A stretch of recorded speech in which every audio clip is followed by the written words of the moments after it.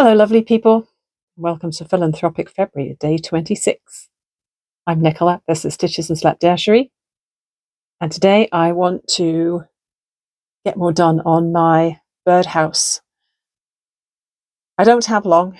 I had to faff about upstairs for some time, getting dinner sorted and get myself ready for work. But I think I've got time to add a coat of paint to the base of my birdhouse. My clay butterfly base is drying out. I can see it's lighter now. So I'm just going to have to put that aside and be patient with that. So we'll put it back there out of the way. And you see that part of my background now. This is how far I got with the birdhouse toadstool thing yesterday. I did one layer of green. What is that? A hair. Get off there. Okay. So yes, one layer of green and one layer of pink around the top. I kind of got carried away and decided I wanted to do this as Easter colours, so why not? Easter egg colours. So we've done the pink. I've got quite a few shades of acrylic paint here. I'd love to include... Okay, that's going to be a clumsy edit because my husband just poked his head in and messed me up on purpose. Messed up my flow. What was I saying? Yes, I have quite a few colours of acrylic paint. I'd like to include this lovely aqua in something. I don't know if I want the wall of my birdhouse to be aqua. I kind of like it to be yellow. But maybe I could add some sort of colour around the entrance to the birdhouse with the aqua. Maybe make a little door shape or something. I don't know. As usual, I don't have much of a plan. I mixed up my bright yellow with some white. I don't know if I've done enough. Probably I haven't mixed up anywhere near enough, but I'm going to do it yellow. Oh, I was hoping it would be a little lighter than that. That's kind of crazy. But hey, it's pretty.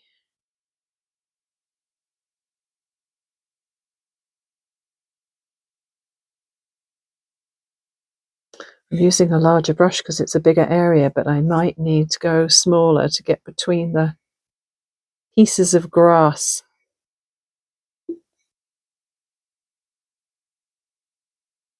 I don't know. Might be all right. Not too bad.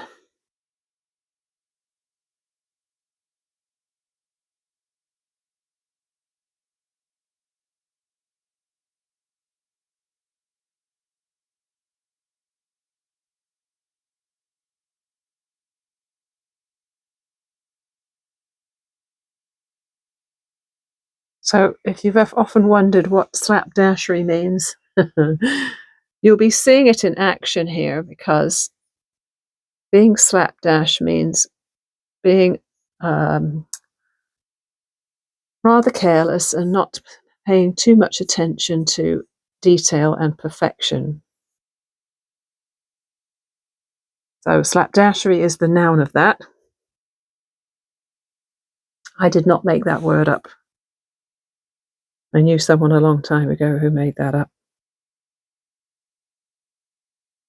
And I stole it for the name of my vlog, my channel.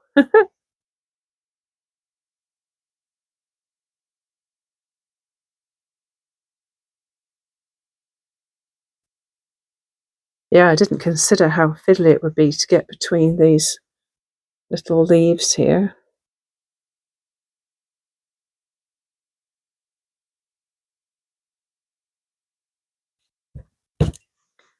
Maybe if I hold it by the top, because the pink is dry now. Where am I? Here I am.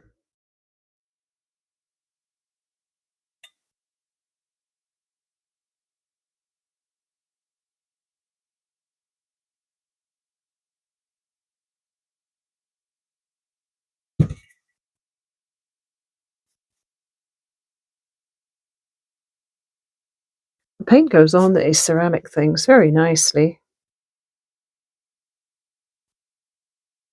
Very smooth. I thought I'd better wear an apron today because I'm dressed for work, and this is one of my favourite shirts, so I don't want to get paint on it.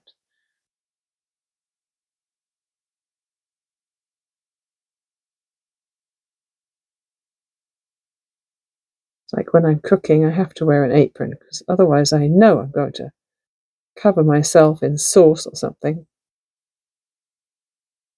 I've gone all the way around, but I'm going to have to do a little check for white spots or light spots because the paint's pretty thin in places. There we go, all yellow. Now, I probably shouldn't paint over that until it's dry. Maybe I'll do something with the top now. I was considering a second coat of the pink, but it actually looks really good. Maybe what I'll do is think about what I'm going to do for the spots on the top. It's always dangerous having a water jar for your paintbrushes and a cup of tea close by because you can easily mix up the two.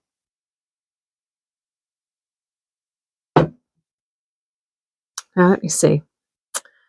What I could do is I could do these little bumps in one colour and then maybe paint outside the lines with another. I don't know if I like the sound of that. I think I'm going to do white dots on the top. Just a little bit of white paint. Pick a smallish brush. Get started on that.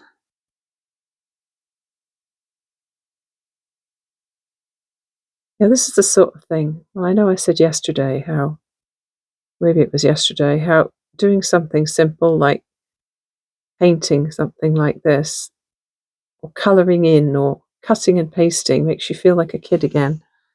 And it's a shame that we leave those things behind sometimes when we grow up.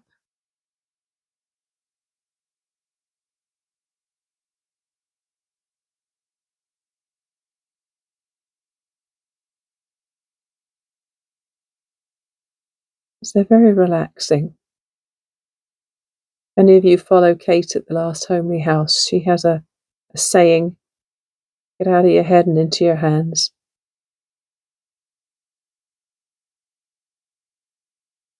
And that's a lovely way to put it, because if you absorb yourself in a task like this and you just focus on what you're doing and don't let the worries of the world intrude, you get into a state of flow, and it's so wonderful. I'm trying to make this a little thicker because otherwise it's not going to show up much against my pink. I suppose I could build up a few layers of it, couldn't I? I was saying to Mr. Stitches last night how if I was confident enough with clay, it would be rather fun to have a little clay bird poking its head out of my birdhouse door. But I really don't know if I can do that. I suppose it's worth a try. So as not to be wasteful, I'm going to scoop my white paint back into the container here. Who was it saying? Oh yeah, somebody, I think one of the people who I was watching doing block printing was talking about how you don't really want to be washing a lot of paint down the sink. And I thought, yeah, I didn't really think of that before, but they're right. And I know this has been mixed with white, but I'm just going to pop it back in the top of the yellow because it's not going to hurt it. Everything we rinse down the sink is going to have an effect, obviously, on our water supply and the amount of filtering and stuff they have to do over at the water treatment plant. So it's a good idea to use up as much of your paint or recover as much of it as possible, really. I think I'm going to test my hands. I'm going to test my steadiness of my hands now by using this Ocean Breeze colour. This, by the way, the Craft Smart is the Michael's own brand paint. And I got a pack of, I think it's 16 colours. Yeah, 16 colours. And yeah, I'm really enjoying them. They seem to be a decent quality. Do I have a finer point?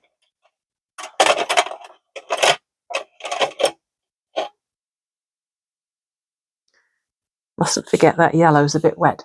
All right, I think what I'm going to do, there's a wavy line that goes around, you can probably see it, below the dots, but above the rim of the thing.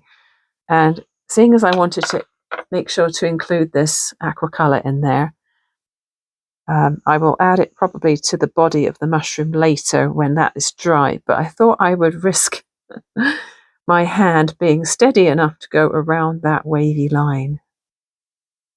So a recommendation, 2 things. I can't resist sharing with you because they're so awesome. Mr. Stitches and I are absolutely addicted to YouTube videos from the Repair Shop channel. So I don't know if you've heard of the Repair Shop. There's an Australian version, but we watch the British one. And there are actually 2 channels, the Repair Shop and the Repair Shop full episodes. And we watch them every day. I don't know how many seasons there were. I mean, some of them are probably quite old now. You can tell some of them were probably made in 2021 because they're keeping their 6-foot distance apart. So it must have been post-COVID. And all of the people who work on that show have old, what I guess you'd call them traditional talents, like clockmaking and bookbinding and metalworking and that sort of thing. All of the people there are absolutely lovely people. And so what happens is that members of the public bring in an item that's in terrible condition, but it holds a lot of emotional or sentimental value for them. And it gets renovated, and you watch the step-by-step process of it getting renovated. It's so satisfying and very tear-jerking as well. Heartwarming and tear-jerking. So yeah, if you want a new YouTube channel to check out, that's those. And the other thing I want to tell you about is my book that I'm reading right now. For a change, I am reading some non-fiction. And I'm reading a book called The End of Everything, Astrophysically Speaking, by Katie Mack, M-A-C-K. I have it from the library, and it's all about the theories that cosmologists have for how all of our world, our universe, our entire cosmos is going to end one day. And she starts out with a description of, how it started in the first place, or how, as far as we know, because obviously we don't know everything. We can't know everything. But after talking about that, she goes on to explain a number of hypotheses as to how it could all go kablooey. And it's fascinating. It's mind-blowing, but in a good way. And I feel like I'm just getting more intelligent with every page I read. It's amazing. I did physics in school. I gave it up for O-levels, though I didn't continue to do physics at O-level. But quantum physics is just the fascinating, mind-blowing subject you can imagine.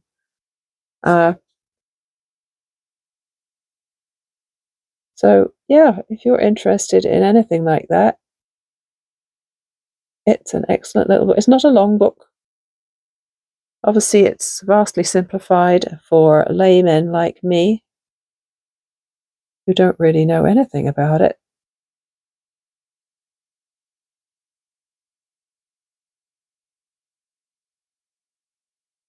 And I couldn't even explain to you what she's trying to tell me. I'm reading it and I think I'm getting it, but on the other hand, some of it's probably going over my head because it's not an area of study I have done. But she does do a good job of putting it in simpler terms, obviously, than if you were actually studying this as a career. I think what's important in life is to keep learning, because admitting that you have a lot to learn is a good way to stay humble and knowing what you don't know.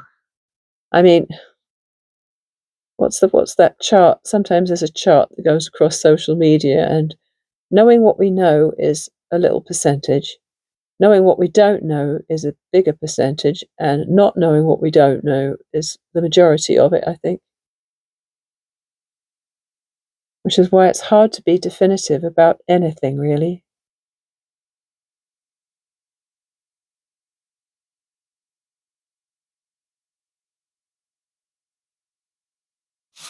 So whilst we like to think we know about something and categorically state that something is true or a fact, often something can come along later and contradict that, and you have to be ready to consider that maybe you're not right. My dad would never admit he was not right about something. If challenged on something, he'd be more likely to dig his heels in on it. And you know what? I probably inherited a lot of that attitude. But I hope that I am not quite as pedantic as I used to be. There we go. That's enough for today. I think I might attempt to do something around that hole where the imaginary bird is going to go in and out. But I will do that later on.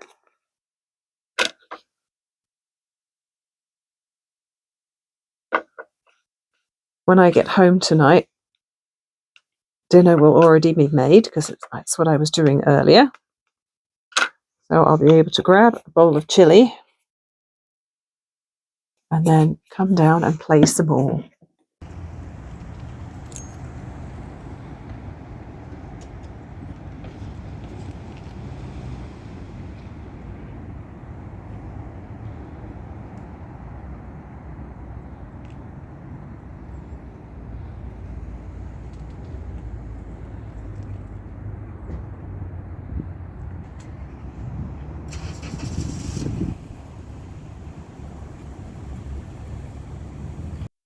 It's evening time and I have just added a little bit more paint to this.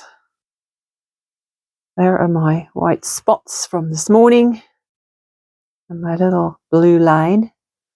I've added the blue around the hole and a little bit of purple to look like flowers just on the front there. And I think that's going to be it.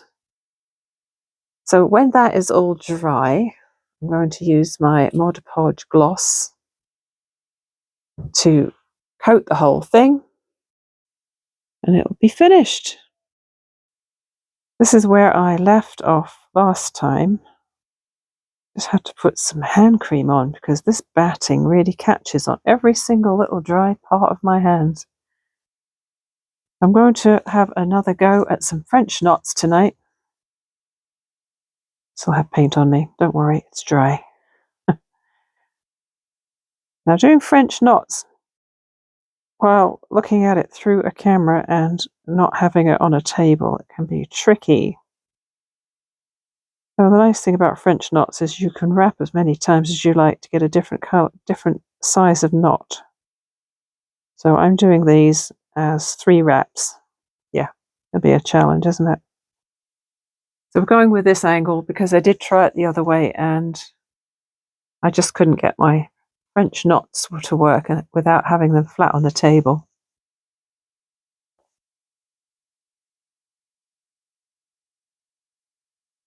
Yeah, it's tight.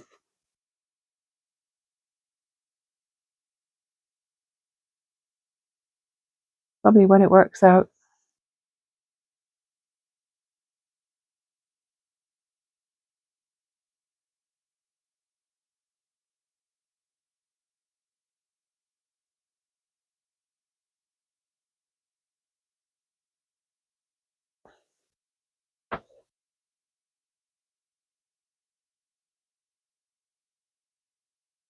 I'm really glad I don't have 5 shifts next week. It's not that the shifts are long, it's that I have to do a long commute to get there and back each day. And it takes up a huge chunk of my day. And I'd rather be doing something more fun.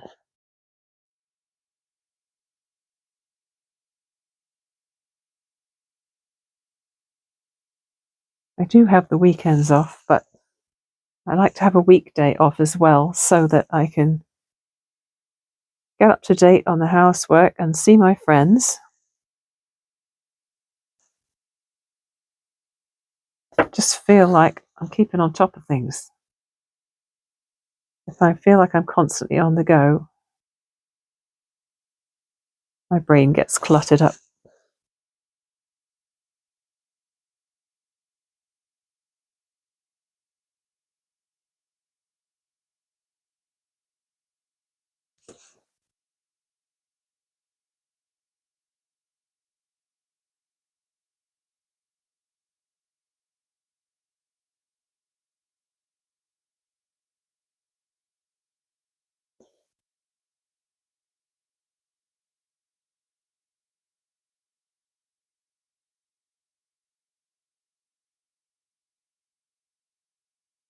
Oop, I nearly lost that one. Oh, I did lose that one. You have to keep the tension on the thread with French knots. Where's he get away from you?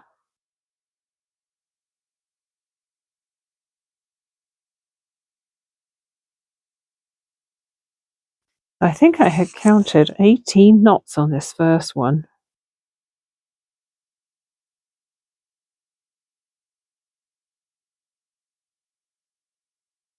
Yep, and I made them very, very close together. These ones are a bit more spread out. 1, 2, 3, 4, 5, 6, 7, 8, 9, 10, 11. So that's 14 in there. I think I might, seeing as those are really crowded together, I think I might put a few more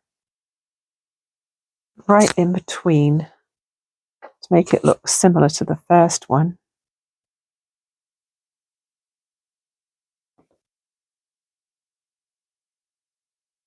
I don't know about you, but I tend to get more sloppy with time. I might do the first one really well because I've got the patience for it. And then subsequent ones are like, oh, that'll do. Well, 18 French knots doesn't seem like much to do on this in one evening, does it? But it's getting late and I need to get some knitting done as well tonight. So this is getting put aside in favour of the knitting. So that's me signing off for another Philanthropic February. Thanks for watching again today, and I'll see you tomorrow. Let me see, it was 26 today, wasn't it? So 27th, 28th, so just Friday and Saturday to do. And yeah, I'm not sure if I'm going to finish that Melt the ICE Toque in 2 days. But if I don't, then you'll definitely be seeing it next week when I do finish it. And the slow stitching is going to be an ongoing thing, of course. I don't know if I said earlier, yeah, I think I did, about wouldn't it be great if I was good enough at clay to make myself a little bird to go in my birdhouse. But I do have a crochet pattern on my blog, my old blog from eons ago, for a little bird. So I might make one of those to go in the birdhouse, or I might just look for a pattern for something a little bit more lifelike, maybe. So that'll give me something to browse Ravelry for. I'm always on there anyway, multiple times a day. So I'll see you tomorrow. Have a great day. Bye for now.